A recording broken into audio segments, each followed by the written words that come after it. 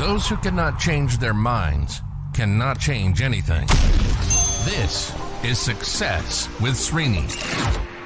On the podcast today, we are talking about habits, a topic that is very close to my heart, something that I have done numerous podcasts about, numerous radio shows, numerous seminars, workshops. And in fact, yesterday in a social setup, in a social gathering with a bunch of my friends, the topic of success came up. And I said, listen, if I have to credit one thing for everything that I have, it's habits. If I have to blame one thing for things that I do not have, it's habits. This is a topic that needs a lot of time, effort, a lot of focus. And I don't think I'm doing enough on this podcast. So you're listening to this podcast, it means you are, again, serious about your success. You want to take control of your actions.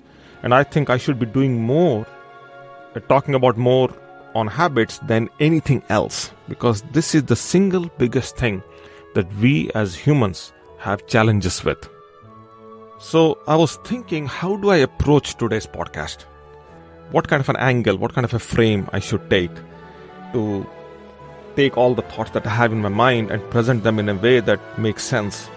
So here is how I structured this. There are some habits that impact us, and there are some habits that impact others. So two high-level categories. And you start putting things into each of these two categories, the list will be endless. There are so many things that go into this on both sides. For example, if you are disorganized, it impacts you, your productivity, your performance. You do negative self-talk, impacts you with yourself and talking to yourself. You do drinking, excessive drinking, impacts you. You sleep a lot or you don't sleep at all, impacts you. You eat a lot or you do not eat a lot or you do not eat at all, impacts you. You smoke, impacts you. If you do not smoke, that may also impact. Somebody said, if I don't smoke, then I'm not with my friends and I miss out on crucial conversations. Yeah, but listen, you smoke, impacts you, okay?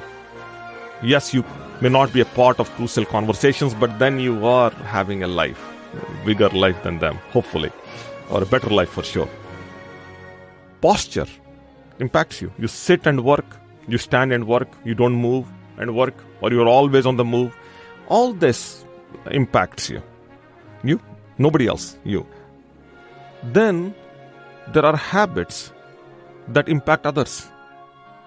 For example, you drive too fast on the freeway. Not necessarily you are getting into an accident or any of that, but then because you drive fast, it could bother other people.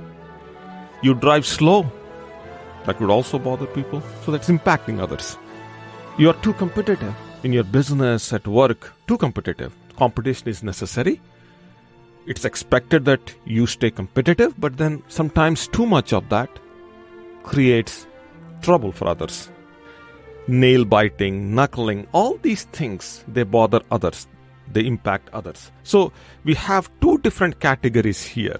Now let's talk about this. As I said, there are so many things that can be put into these categories, and the list is endless. Now the question becomes this. How do you identify which one to let go, which one to overcome, which habit to keep? It's hard. So, long time ago, and I'm such a big fan of this book, The Power of Less by Leo Babauta, incredible book, and I talked about this book numerous times on this podcast. In this book, Leo Babauta talks about a simple 6-step plan on how to overcome a habit. This is probably the best. I've read many books and numerous books on habits, and each of those books, every book is incredible. And I suggest that every time you walk into a bookstore or you open up your Amazon app, wherever you consume your books, focus on habits first. Like, check out the books that are the latest ones that are coming out within the habits, category, and you'll see even the new thinkers, new writers, new authors are coming in and they're writing books. Their ideas are incredible. So there is so much in this space, and the space is evolving.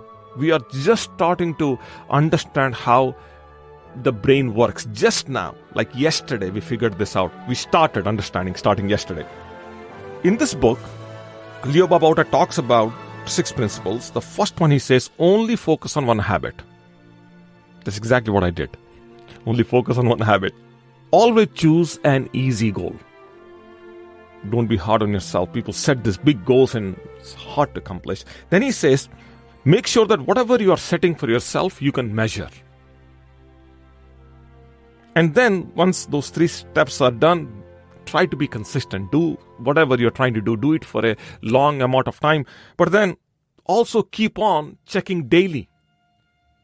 Yeah, you can check on them, once every 3 days or 5 days, but usually it's better and you have better response. If something goes wrong or something is not up to the mark, then you have a better way to respond and all that if you check in daily. So daily accountability is what he's talking about.